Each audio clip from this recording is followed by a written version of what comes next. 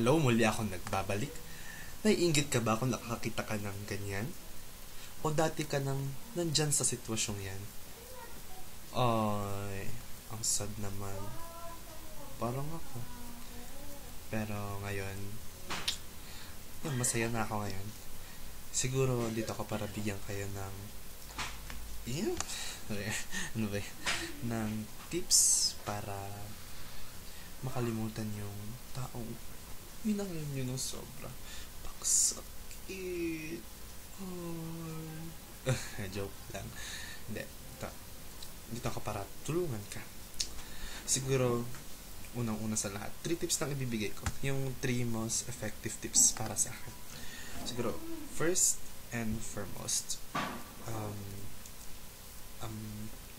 i-delete mo or kalimutan mo lahat ng masayang bagay na pinagsamahan niyo. At nagsamahan niyo pala. O yan.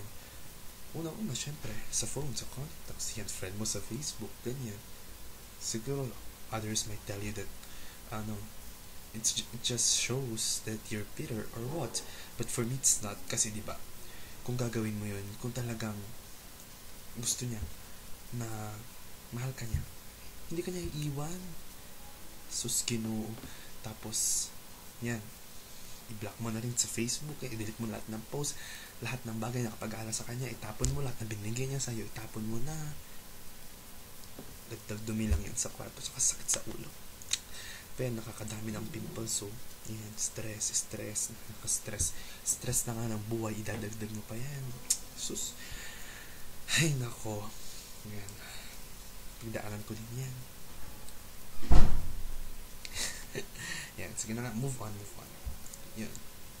Tapos, next one, siguro, mag-party ka na lang. Tapos, kalimutan mo lahat. Para makalimutan mo lahat. Yan. Hindi ko naman sabing mag-shot ka, ganyan, mag-smoke. No. Ibig sabihin ko, gawin mo yung mga bagay na kapagpapasaya sa'yo. Siyempre naman, alam mo naman yung taong mahal mo lang. Duh. Such a bitch. Kung ganun. Joke. Peace. Okay. Tapos yan. Third, last tip ko. Dapat maging positive thinker ka. Yan. Isipin mo na maraming isda sa dagat.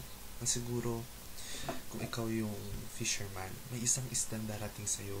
Siya mismo yung lalapit. Kung hindi man siya yung lalapit, siguro, siya yung talaga magmamahal sa'yo. Parang ganun. Talagang willing siyang magpunta sa'yo. Diba? Yung mga ganung isda. Iba, ayaw talaga. Napipilitan. Ganyan.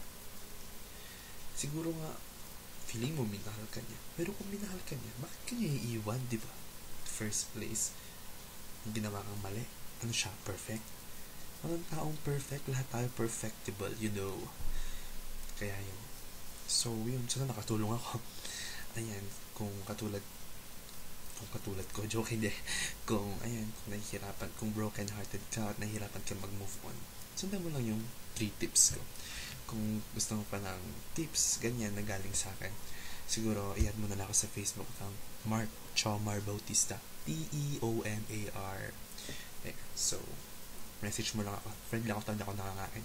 Sige, bye-bye!